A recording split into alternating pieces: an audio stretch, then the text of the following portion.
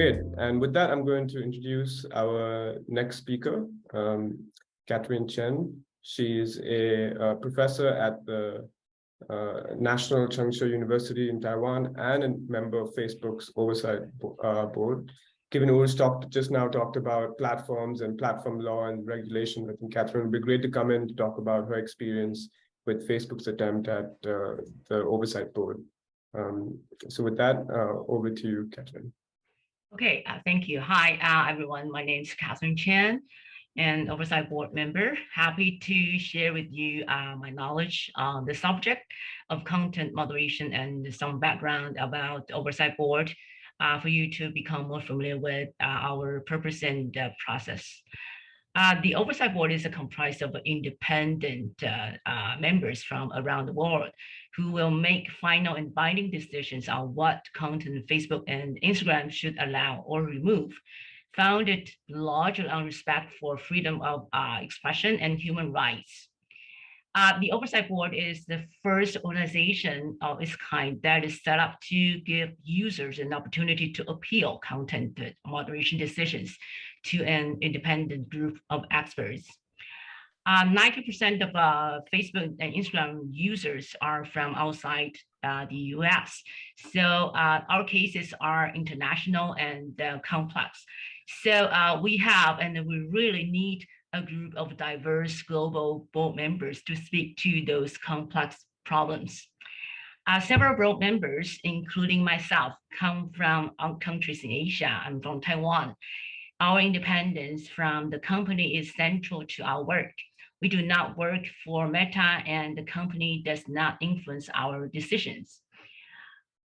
The board's governing instruments, which are charter and bylaws, establish institutional, functional, budgetary, and personal guarantees so that members can act with complete autonomy from the economic, political, and reputational interests of the company. The board started taking cases in October 2020 from all over the world. We look for cases that represent significant and difficult content moderation issues that have the potential to affect many users. The board has taken cases from all over the world, with all half of the cases come from the global majority. Through these cases, the board has examined a range of Meta's community standards, including hate speech, violence and incitement, and health misinformation. To date, the board has heard from all over the world about 10,000 individuals and organizations as part of our public comment process. After doing this work for over 2 years, we have plenty of lessons to share, and would be happy to provide information on our approach and the learnings, and for our work to be useful to others. Since we started accepting appeals over 2 years ago, we have published 35 case decisions covering issues from Russian invasion of Ukraine to LGBTQ rights, as well as 2 policy advisory opinions. As part of this work, we have made 186 recommendations to Meta, many of which are already improving people's experiences of Facebook and Instagram. The board has accepted the 36 cases to date and 35 decisions issued. In 25 of these cases, we have overturned Facebook's original decisions. These cases are globally diverse, with more than half coming from Latin America, Asia, and Africa. As part of 35 cases we have published so far, the board has issued more than 186 policy recommendations, and Meta had responded to 128 of them and committed to implement or implemented the majority of these recommendations. And the board is having a real impact on Facebook's community standards and the content moderation process more broadly as part of the policy recommendation process. Among these cases we have reviewed so far, we have dealt with nuances and complexities of hate speech, violence and incitement, and the challenge of COVID misinformation, protest-related content challenging national leaders, the limits of automated detection. Each case is unique, and the board is already learning that context is king. So not just based on those community standards, we have to check the context of each case. We have to consider the rights of the users who are posting content, not only freedom of expression, but other human rights as well, like the right to non-discrimination or health and the potential harms of that content remaining on the platform. The board will continue holding Facebook accountable by giving more scrutiny to its initial decisions and bringing further transparency to what has been a very opaque and inconsistent process. I know we have a few questions later, so I will end here and will welcome your questions later on this session. Thank you. Thank you, Catherine. That was a really great overview of the Oversight Board, and we'll definitely get into some more questions later on. Next, I'm going to introduce Jack, Professor Jack Cho from the Nanyang Tech University in Singapore. Jack, also another close friend and collaborator at the Hub, and looking at the Chinese internet, which is almost like the first example we really saw of global versus local. In this instance, local being China, and how platforms had to adapt and evolve. I was wondering if you could share your perspective on how data sovereignty for Chinese tech companies overseas and Western counterparts operating in China can maybe tell us about how this global versus local dynamic is going to play out. Thank you, Dev. It's wonderful to follow Catherine and Urs. And Urs already reminded us that in the US, I think it's interesting that he started from the 1996 Communication Decency Act, right? So even though, first I want to dismantle, okay, I think there is a false dichotomy to say US vis-a-vis China. Okay, so the US lawmaking, okay, that was, around the same time when China was making laws to justify its internet. Initially in the mid-1990s, it was mostly targeting pager. Okay, the dissidents in China were using pager to organize social protests. Okay, or the aftermath of the Tiananmen. So the political dissidents, but then at the same time, it was in the same year, China has the first act as early as US. So US and China was actually on the same timeline when they started to use the state machinery to control internet. But China initially was for pager, but later on for internet communication. And also, Urs mentioned Snowden, okay, which happened, the Snowden revelation actually happened on Chinese territory of Hong Kong, right? So in a way, the US-China, I think much of this, especially in internet or data governance, when we talk about China is the sovereignty-based multilateralism, okay, representative, whereas the US is the market-based, okay, or but more open, more inclusive, multi-stakeholderism. I would say this is very much a false dichotomy. Okay, actually, when China had the law, had the resources to put up the Great Firewall of China, the most of the technology actually came from the US, right? So the technology was US corporate, okay, multinational corporations have their internal, trade secret protection is called intranet, okay? And only Sprint at the time was resourceful enough to export that to help China start. So there's a lot of, I think it's a very major misnomer to say China is the country that invented this idea of sovereignty, now extending to data sovereignty. One of my favorite books, for those of you who are interested, might be if we go a little bit backwards, okay, to the middle of the Cold War in Asia, is actually a hot war, okay, especially along the border okay, of Vietnam. And there's a new book 2 years ago by historian Diana Lemberg, okay, called Barriers Down. Okay, it's a Columbia University Press book.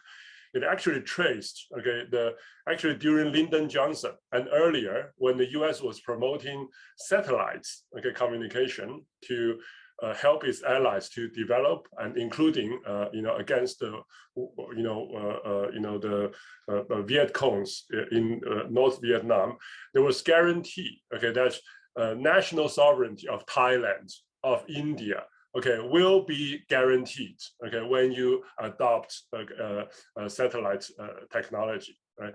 But later on, okay, US became a free flow. We know from the 80s. So free flow, even for the US, was very much a debate from the UNESCO debates, right? That became the dominant US.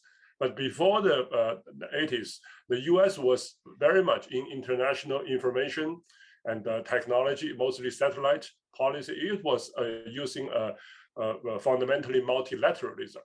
Okay. And of course, if we fast forward to this year, we see that China tried to, even now, China tried to implement a Beijing-centered, top-down, okay, bureaucratic model of information management, including censorship and surveillance. Okay, China probably have the world's largest surveillance machinery in terms of the size of the big data. However, it has not been effective. Okay. For example, I was in Hong Kong when the political upheaval happened. Beijing did not have enough big data to preempt, okay, the protests. It did not have the 3 months ago, the white paper revolution, okay, against COVID, zero COVID policy. China had so much big data, but not all. Most of them were not effective. So I would like to push the discussion of this. China is the sovereignty-based multilateral model to the next level. From using legal studies language, we need to go from de jure to de facto, right? But Beijing is projecting an image of data sovereignty, okay, pulling Chinese companies from their IPOs, okay, in Wall Street, pulling them back, okay, while Biden, okay, tried to kick them out of US anyway. Okay, so this projected image of Beijing as the big brother, as the multilateral, okay, representative, was a performative act by Beijing, and also Washington D.C. also needs such a foe to say we are the good guys. That is the bad guy, right? But in effect, okay, Beijing has not been successful to impose. So what is the idea of sovereignty, right? Going back to Westphalia, is that the sovereign, the nation states in this case, should be able to control the data. Okay, data flow. Most of the discussion is talking about how data is flowing in or outside China, but within the country, the white paper revolution, and even if you're following the news yesterday in Wuhan, okay, there was another major big hundreds of I don't know exactly, but many thousands of people, okay, pensioners were strike. Right? So they were unable. So I would say much of the projected image of data sovereignty has been ineffective. We need to look at how Beijing's the talk about sovereignty can actually be translated, not just into the large size of big data captured through the CCTV camera, the smart, okay, surveillance systems, but also how much of that can be actually translated into effective. I started my 5 minutes with a reminder about 1990s. Beijing had this sovereignty idea in order to ensure its own survival. But it has not, in order to prevent popular protests, but it has not been able to use the data. So even the large size of data sets does not guarantee effective sovereignty. And finally, I want to also end with the question to say whose sovereignty it is. Right? There are actually, again, from our legal scholar friends such as Angela Daly, okay, and also many of the sovereignty discussion these days is not only restricted to nation states. Okay? For example, the First Nation people with their data sovereignty, okay, this communal sovereignty, right? About that is not necessarily a nation state, okay, the communities, right? And within the Communist Party, there are different sections in struggle with each other, trying to get control of the ultimate control of the data. The military, okay, the police, there are different factions within the police, okay, and of course there are the economic, there are the companies that Dave asked me to talk about, and some of the companies, including this Zoom software, okay, that we are using right now, they are Chinese, okay, by cultural origin, but they are no longer based in China, okay, and then the Chinese companies in the global north, in North America or in Europe, capture more attention, but there are many more, okay, companies, okay, in the global south that are outside the radar, both Beijing and Washington, right? And so I want to broaden this aspect. Whose sovereignty? Okay, if this company like Transsion is one of the companies we follow, you know, in Africa, okay, they operate. They are the largest smartphone brand in West Africa and East Africa. So in what way do they cope with, you know, the way they work with Ghana or Kenya is very different from the way Facebook work with Philippines or India, right? So I just want to open the Pandora's box about sovereignty. Okay, it's a crucial year now that Beijing, because it's facing existential threats as is perceived. That's why it needs to have all these legal and bureaucratic and technological means, right? But is it really going to work? Okay, at the global level and you know, most crucially at the domestic within China, there's still a big question mark. I will just end here. Thanks. Thank you, Jack. Thank you for opening Pandora's box and for dismantling the outmoded multilateral versus multi-stakeholder dichotomy for China-US. Well, it's perfect. Then we move into our next and fourth speaker, Udbhav Tiwari, who is the head of product policy, global product policy at Mozilla. And I think Udbhav has a lot to share on how Mozilla is complying with what the DSA in the EU, but also, and maybe this is more interesting to the point that Jack just made about India and intermediary laws, the new intermediary laws in India. With that, I'll turn over to Udbhav.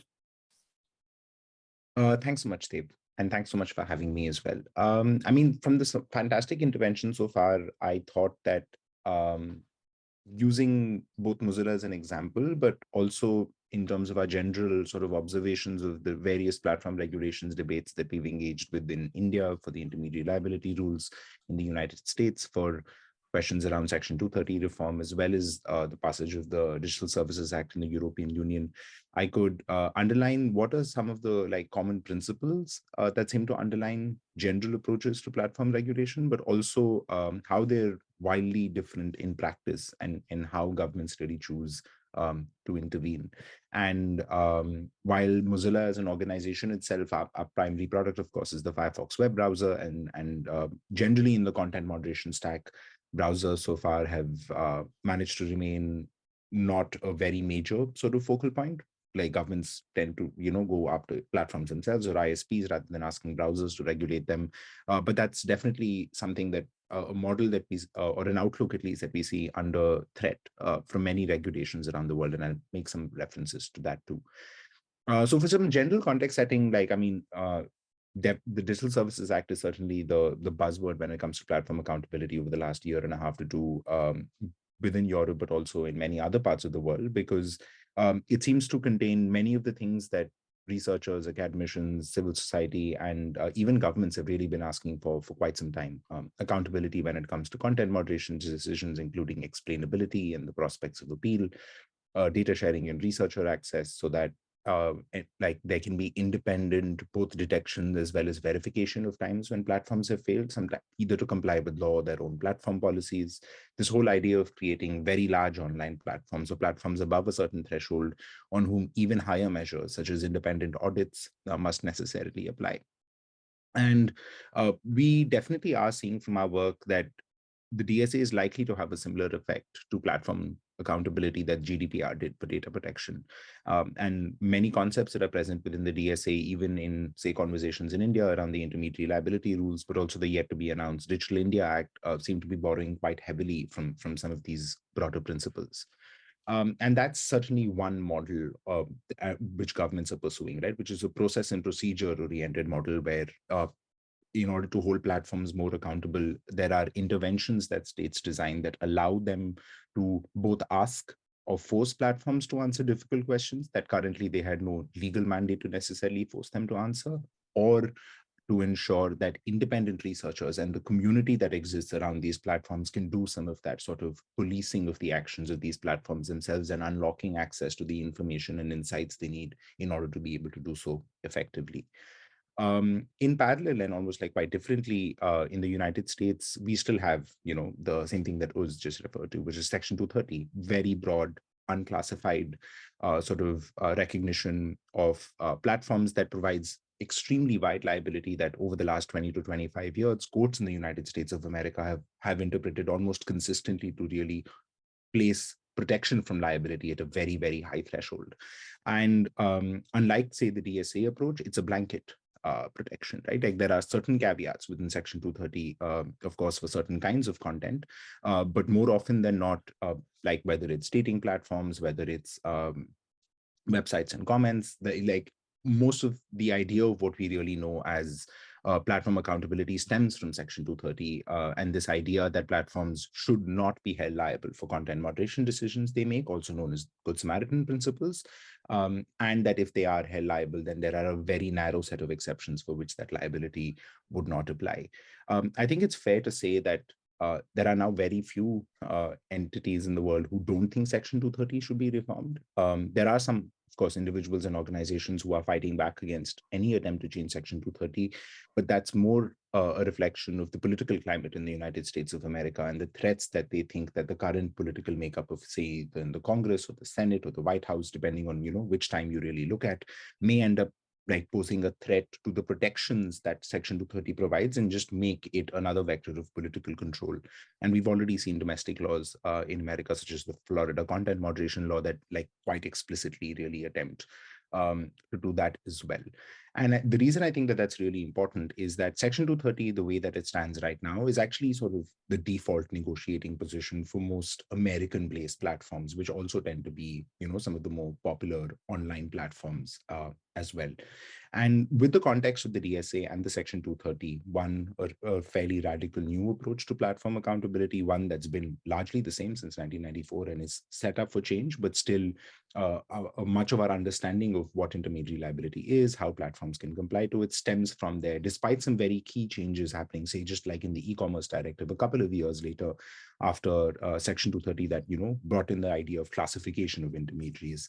For example, now taking these two lenses and I think really applying them to the Asia Pacific region showcases like a range of approaches that states are taking in the Asia Pacific region, and like at least personally the term that I think of using for this is a very paternalistic state control based approach rather than that necessary process and procedure based approach, right? So for example, in India, there are the IT rules that were brought into force in 2021, contain a range of provisions, some process and procedure oriented. They make transparency reports mandatory. They ask that governments that platforms be able to explain content takedown decisions, sometimes to governments and sometimes to users directly. But they also contain and are much more really focused on the kind of things that platforms can not do, such as make like a very broad list of content for which they are required to include in their terms and conditions and ensure does not exist in that platform. And to give a sense of just how much that discourse has changed in India from these rules being introduced in late 2008, 2009 in order to protect intermediary liability, currently the Indian government is undergoing consultations to include fake news as one of the kinds of content that should be taken down by platforms. And while that hasn't become law yet, we've now come to a scenario where the governments, rather than using these rules as a mechanisms to hold platforms accountable, are really using it as a way to control the discourse and the content that they think should necessarily exist in society. Of course, this isn't a new idea. There are many other countries, both in the Asia Pacific region, but also elsewhere around the world that are taking similar approach to platform accountability. But the fact that it's taking place in a region like India, which I think has had a slightly different like journey with intermediary liability, that now is increasingly, I think, converging with the broader trends that I mentioned, is definitely like a very interesting one. And it's by no means something that is unique to India. In Singapore, like 2018, 2019, there was the POFMA, which is the false media and allegation, like essentially fake news law that even contains provisions that state-issued corrections need to be carried alongside content in places like search results and social media platforms. There was the online safety law that passed last year. Bangladesh has largely been adopting the process that India has been following with OTT regulations that go after both encrypted content, but also have very harsh takedown timelines. The Digital Security Act that criminalizes a variety of speech that are very difficult to really, automatically detect and filter, but the obligations exist anyway. So I think that we are seeing that broadly in the region, the different routes that these that governments are taking are leading to platforms to, also comply with them in very interesting ways. And I think that in the process and procedure route, platforms in general, of course, like if you see their public statements are very much focused on we are happy to comply, we're looking forward to complying. But if we look at instances where similar demands have been made of platforms in the past, and at Mozilla, for example, we ran the YouTube Regrets project, which was an extension that essentially allowed reporters to share their YouTube auto-recommend history with Mozilla and then say that they regretted the path that recommendations took them down. And it was a form of algorithmic accountability. And then we looked at a bunch of those and discovered some very worrying concerns. And the way that platforms such as Google have reacted to that are very different in comparison to how they are saying that they would comply with the DSA, which in fact imposes far higher and stronger obligations. So we are certainly seeing a little bit of a resistance in this form of meaningful compliance that platforms really need to give in. Which is for the process and procedure approach. For that more paternalistic state intervention, like making sure that certain kinds of content does not really exist in a society being the primary purpose of platform regulation, rather than, better experiences for users, we're actually seeing platforms become closer to governments, right? So again, using India as an example, there is it is now law in India where there are government appointed committees completely with executive power that can order the takedown of content platforms, and that entire provision has not been challenged by a single platform in court, including the Indian Supreme Court. And this is in sharp contrast to the previous developments around intermediary liability, such as the Shreya Singhal case in India, where there was some pretty worrying language that was present in the intermediary liability regime at that point in time, which was about 12 years ago approximately. And that regime was heavily contested, went up all the way to the Supreme Court, including with collection of real world harm research from civil society organizations that ended up being quoted in that judgment, led to some very fundamental changes in India's intermediary liability regime. And that in the background was backed a lot by platforms and not just civil society organizations, right? So we are seeing them become much closer to the governments and becoming more willing to comply, and simply treating making difficult content moderation decisions just as a cost of doing business, and choosing to sacrifice freedom of expression for the ability to access these individual markets themselves. So with that sort of broader overview, I'm going to end, but yeah, looking forward to the conversation and hope it was useful. Thanks, Udbhav. That was super helpful. You've sort of straddled the entire world with your observations. Thank you so much. We have a few questions that our participants had sent in advance, and I think we'll start with those. I'm going to pose the first one to Urs, and I think it follows very neatly since you've been talking about, platforms getting closer to governments, Udbhav. We have a question from Pirangrong Ramasutta from Thailand, who's a commissioner with the National Broadcasting and Telecommunications Commission of Thailand. I'll just post it in the chat as well. She asks, what are the rules of engagement, action, and responsibilities that regional or transnational government bodies could collaborate on to combat disinformation? I think actually this kind of collaboration could be broader than just disinformation. So, or if you want to sort of telescope out, feel free to do that. Yeah, thank you. Hi, Malavika, and hi, Pirangrong. It's really great to see your name on the screen. You know, I think it's a terrific question in many ways, because it's not only, of course, an important substantive topic, but also the question, how can we collaborate in the world that we sketched, where it seems to, you know, where people, institutions, governments don't seem to come together, but the opposite, right? Where you have this fragmentation effect going on. And my sense is we really may need some fresh thinking. We may need some inspiration as we address questions like international collaboration and cooperation, whether it's on disinformation or other areas. And one model I'm particularly intrigued in, looking at some sort of the repository of things that we could do, is going back what we've seen in cybersecurity. And I know, Pirangrong, you're very familiar with the computer emergency response teams as some sort of a model that has made its way across the world as a networked approach, private-public partnerships, facilitated in part by government agencies, but also very much involving the technical community and you know, cybersecurity experts in companies and building cultures around security.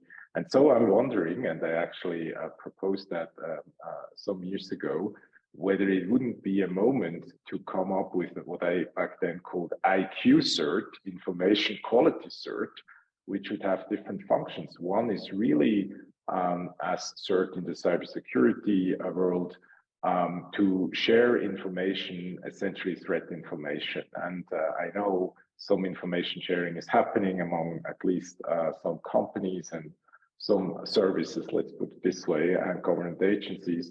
But why not to do that in an open source way, where really all actors are involved in sharing threat information, now concerning mis and disinformation. And then second, of course, engaging with stakeholders very much like the original model CERT, to create capacity, to really educate all stakeholders and support them.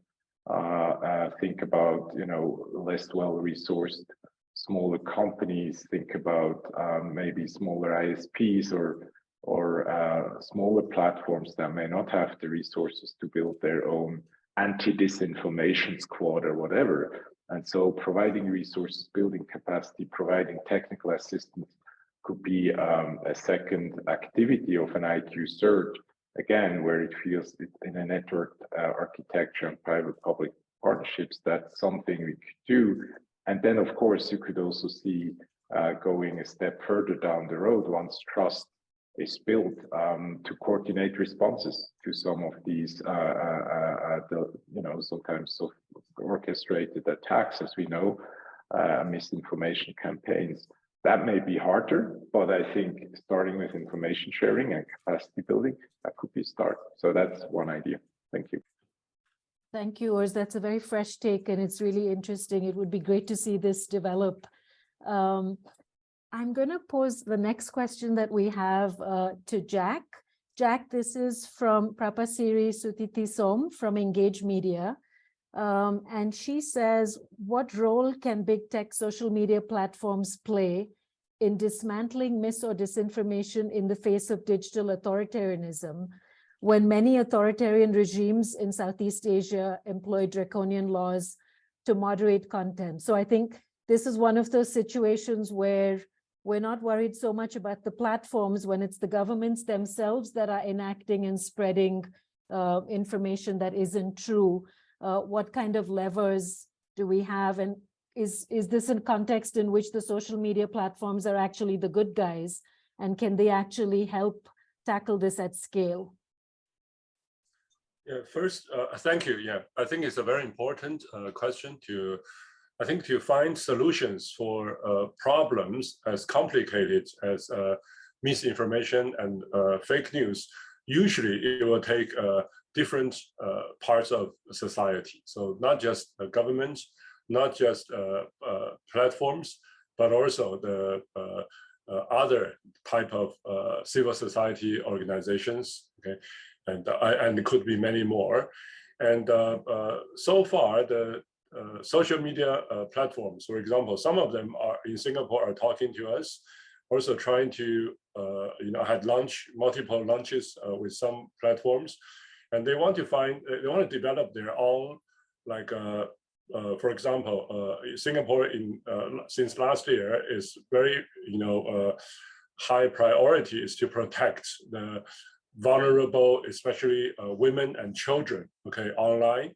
And so some platforms were interested in develop their own algorithms to detect, okay, AI, okay, most of these platforms are, the key decision makers are,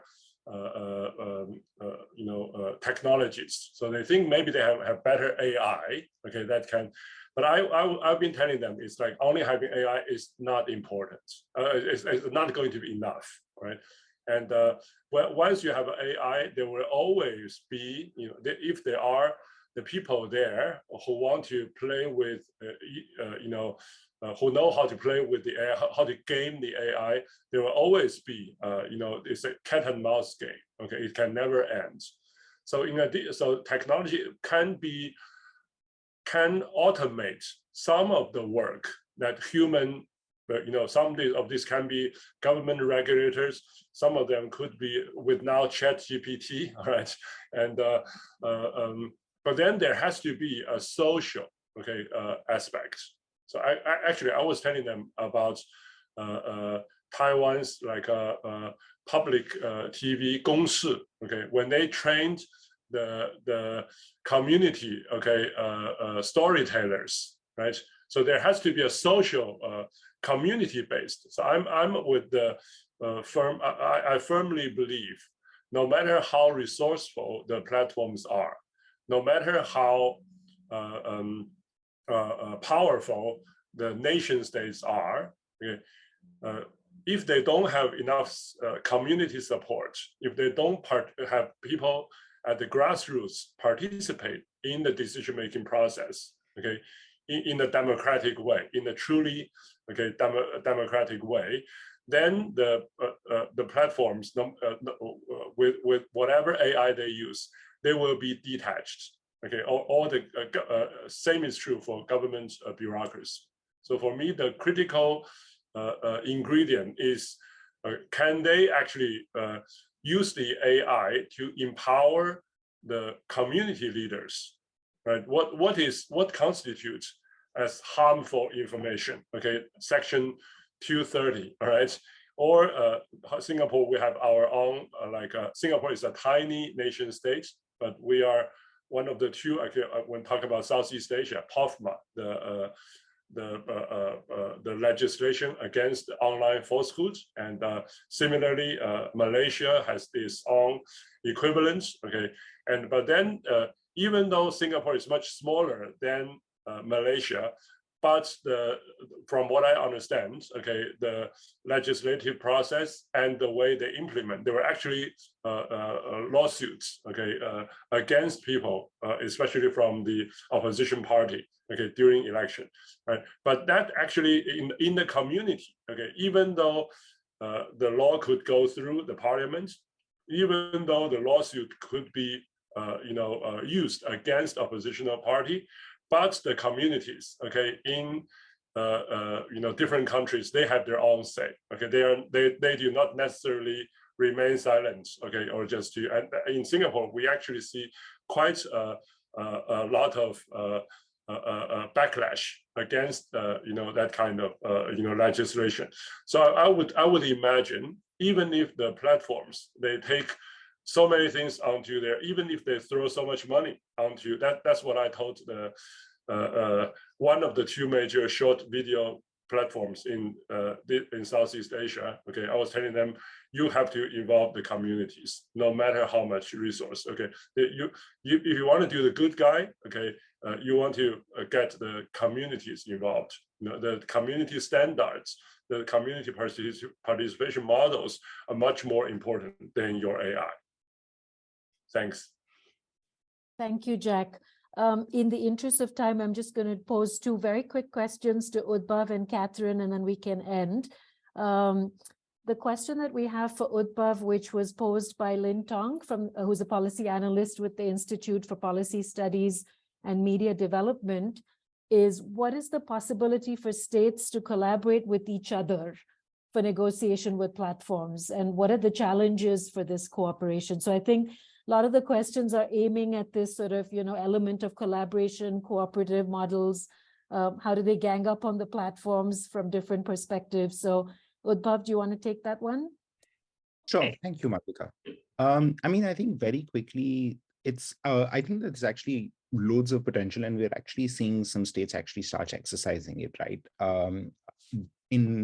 For example, let's just take the UK. The UK is about to pass an online safety law, but the Ofcom has already been designated as the regulator for enforcing the online safety bill in the UK. And both from some conversations that we've had with Ofcom, but also from public actions that they did a panel at IGF last year in Addis Ababa as well. They're actually very actively speaking to the e-safety commissioner in Australia, to the regulators that are being set up under the DSA in the European Union, to Fiji has a data protection commissioner as well. I know that they've had conversations in Singapore too. All of these are very, and what they're seeking to do in these conversations is really try to both share information and insights, things that they're learning from platforms in one jurisdiction that could be relevant to others, but also actually trying to create, if there is going to be an audit, then what should the audit framework look like? If there are going to be codes of practice, what should the codes of practice look like? Both in order to align best practices, but it's also a scenario that platforms are actually quite supportive of, because it leads to them being able to have lower compliance costs. I mean, for some nation states with not enough capacity when it comes to coming up with regulations on platform accountability, to really adopt best practices that, because they're being followed elsewhere in the world, sort of start becoming the global minimum standard. And that's an approach that I think the more collaboration that takes place, the better it will be. But and the final thing that I'll say is I do think that we shouldn't really replace this with a multilateral approach where, governments come together and try to pass a treaty that says, like, this is how platform accountability should take place, because from what we've seen in the internet governance space, conversations like that tend to take a very particular direction, and that's very rarely in user interest. But such forms of bilateral and plurilateral cooperation to set global minimum standards voluntarily, I think is a pretty good call. Can I very quickly jump on this Jack. one? Yeah. Just a couple of sentences. I really think it's important now that we are in Southeast Asia. The ASEAN is a regional organization, not on par with European Union yet. Okay, but look around the world, there are not many regional collaboration frameworks around. So I hope people in this virtual Zoom call can look for ways to lobby ASEAN to be more active in internet governance, in data governance, so that the unique, there's ASEAN is as large as Europe. Okay, it's a continental-sized collection of nation states, and probably we can learn from Net Mondial. Okay, a few years ago, and have genuinely substantive regional, multilateral, and multi-stakeholder cooperation on this matter. Thanks. Thank you, Jack. So Catherine, you get to have the last word. I've posed the question in the chat, but basically I think everyone here is very excited to hear about the really difficult, complex edge cases where global standards have come up against national contexts, and there's been a real conflict, and it's been hard to apply consistent standards. Maybe you could just share some examples of that. Okay, sure. Lots of cases like this, but I want to share with you my personal experiences, such as, today we talk about a lot about misinformation. And I want to let you know that the Oversight Board is a kind of, human rights defender organization. And, sometimes we when talking government or government around the world said that misinformation has some kind of effects, influence on national security or social order. But for oversight board, we focus on human rights. So unless the harm has been proved that it's imminent physical harm, and we felt that that kind of misinformation should be taken down. And for most of the time, we thought that Facebook or Meta, this company has been over-enforced their content policy. So, for the most cases, we found that we actually overturned their original decisions, which means that they it's kind of, it's too clean, the platform is too clean for it, in terms of misinformation, too much information has gone or has been demoted. But for oversight board, we just felt that misinformation is part of freedom of expression, and some of the misinformation should also be protected. That's our position on misinformation. Just want you to know that this is our stance on this issue. Thank you. Thank you, Catherine. And I think we've got a very provocative comment from Helani in the chat. Helani, do you want to say a couple of words and then we can close with you? Of course, very briefly, ASEAN and SAARC, many of these regional organizations have a history of not holding to account the non-democratic members within their membership. So you're likely to have a dichotomy if you're talking about regional cooperation and harmonization on basic minimum rules. So how are we going to actually do that? Because the biggest problem is that governments in less democratic states are part of the problem of creating narratives and content that are really problematic. Thanks. Thank you. Would anyone like to respond to that very quickly? Okay, maybe in that case, we can carry this on chat or separately on the very platforms that we're seeking to hold to account.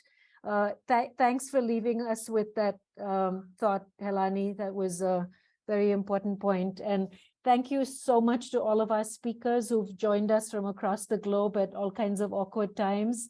Urs, Jack, Udbhav, Catherine, it's been wonderful to hear from you, and we'll share a write-up of this very soon and put up some recordings as well. So thank you so much. And thanks, Dave, for pulling this event together on behalf of the Hub. And thank you to everyone who joined us. Have a good rest of your day. Bye.